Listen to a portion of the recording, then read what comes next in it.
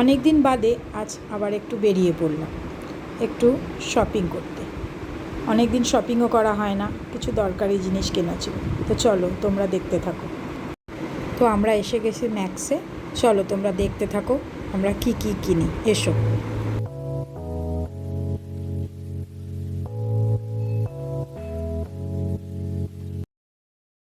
Shopping করতে করতে বড্ড খিদে পেয়ে গেছে, তাই আমরা একটা সাউথ ইন্ডিয়ান রেস্টুরেন্টে চলে গেলাম।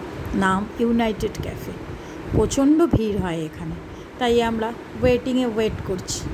এবারে আসলো আমাদের পালা। এখানকার ধোসা ভীষণ ফেমাস, তাই আমরা অর্ডার করে দিয়েছিলাম ধোসা, কোল্ড ড্রিঙ্কস আরও অনেক কিছু খেয়েছি। গরম ছিল প্রচণ্ড, তবুও এনজয় করেছি কিন্তু দারুণ।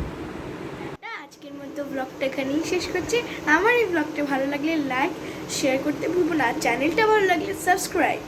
ওকে বাই, আবার কালকে দেখা হবে একটা নতুন ব্লগে। Good night.